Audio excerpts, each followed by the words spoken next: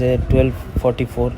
तो ये 1244 का जो ये इसका लास्ट ट्रेडिंग सेशन में आपका -2% का जो -2% पे जाके जो बंद हुआ है दोस्तों, ये क्यों हुआ, आखिर क्यों हुआ? क्योंकि इसका टेक्निकल लेवल देखोगे ना दोस्तों, RSI, MFI, money flow index and relative strength index दोनों आपका 88% के आसपास चला गया था। आप अगर एक कैंडल स्टिक में देखोगे तो आपको दिखाई देगा कि 2 दिन में 23% मूव दिखा चुका है।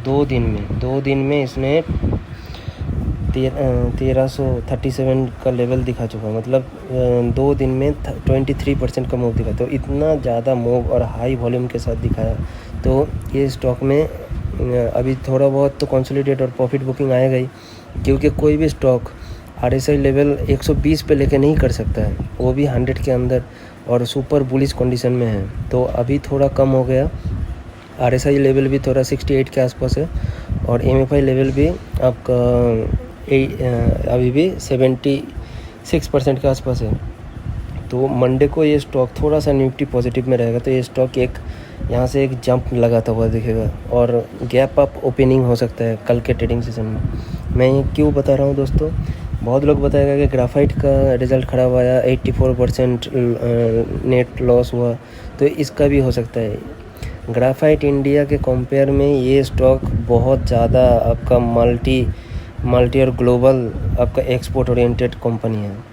बहुत सारा 10-20 ग्राफाइट इंडिया कंपनी अगर मिल जाए फिर भी हेक के बराबर नहीं है दोस्तों। इसका जो साल का टर्नओवर है बहुत ज़्यादा टर्नओवर है। इसका एक ही प्रॉब्लम है कि ये इसका पूरा जितना भी माल है सब भोपाल ओरिएंटेड है और भोपाल से एक्सपोर्ट करने में इसका कैरिंग कॉस्ट बहुत ज़्यादा आ जाता है।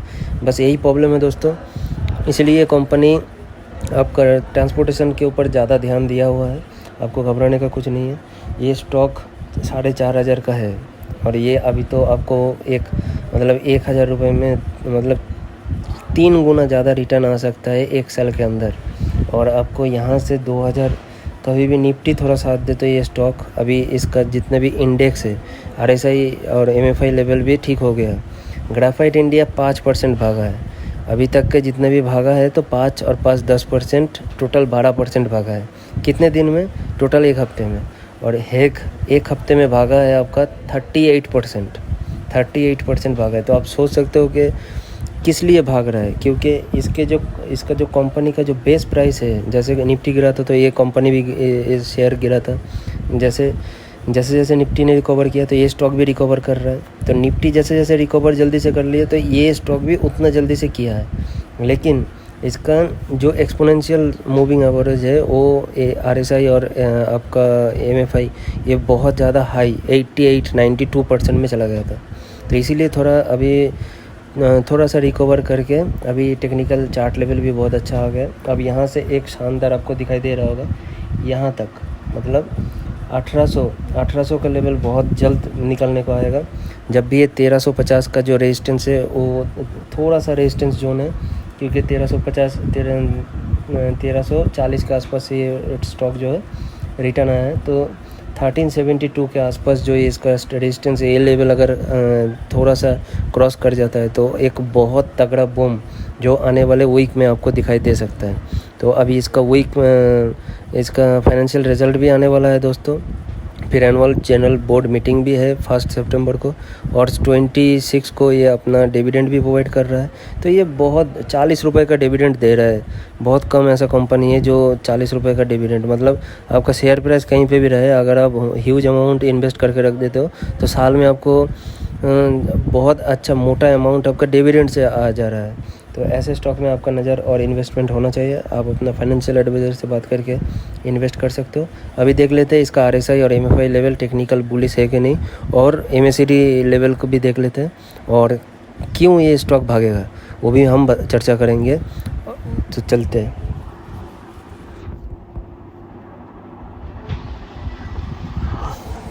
जैसे कि देख रहे हो दोस्तों कि टाटा स्टील इन्वेस्ट करने जा रहा है नीलांचल इस्पात में 1000 करोड़ का। तो जितने भी स्टील इंडस्ट्री है वो इंडस्ट्री आपका आगे बढ़ रहा है। तो स्टील प्रोडक्शन में ग्राफाइट सबसे ज़्यादा यूज़ होता है, तो उसमें ग्राफाइट का सबसे ज़्यादा सेल और डिमांड बढ़ेगा। और सबसे लार्जेस्ट मैन्युफैक्चरर है HEG, तो एचईजी को हटा के आप इस स्टील इंडस्ट्री नहीं चल सकता, ना बैटरी इंडस्ट्री चल सकता है। और एचईजी अभी लाइफ टाइम जो हाई है 52 वीक हाई, उसको भी ब्रेक करने वाला है दोस्तों आने वाले 2-3 साल में। मैं ऐसा क्यों बता रहा हूँ, क्योंकि ईवी जो व्हीकल आ रहा है आपका, जो बैटरी ऑपरेटेड व्हीकल आ रहा है दोस्तों, उसमें सबसे ज़्यादा आपका जो बैटरी यूज़ होगा उसमें ग्रेफाइट ओरिएंटेड बैटरी भी होगा, उसमें लिथियम बैटरी होगा, ग्रेफाइट ओरिएंटेड बैटरी होगा। तो बैटरी इंडस्ट्री में एक बूम आने वाला है, और उसके लिए बैटरी इंडस्ट्री में बूम आएगा तो आपका एचईजी में भी बूम आएगा, और एचईजी भी बहुत आगे तगड़ा मूव दिखाया है। तो ऐसे स्टॉक में आपका होना चाहिए।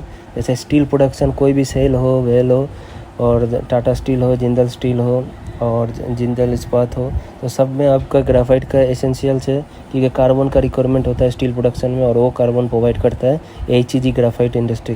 तो ग्रेफाइट भी नीचे नहीं रहेगा दोस्तों। ग्रेफाइट इंडिया भी शेयर अब और 2% के आसपास गिर सकता है, फिर एक बाउंस बैक मारेगा। तो जो बाई करके बैठे वो बिल्कुल मत घबराए, थोड़ा सा लॉन्ग टर्म का नज़रिया रखे तो आपको बहुत अच्छा प्रॉफिट आता हुआ दिखेगा। ये स्टॉक भी नीचे रहने वालों में से स्टॉक नहीं है, डिमांड बहुत बढ़ रहा है और आने वाले टाइम में और हाई लगाएगा।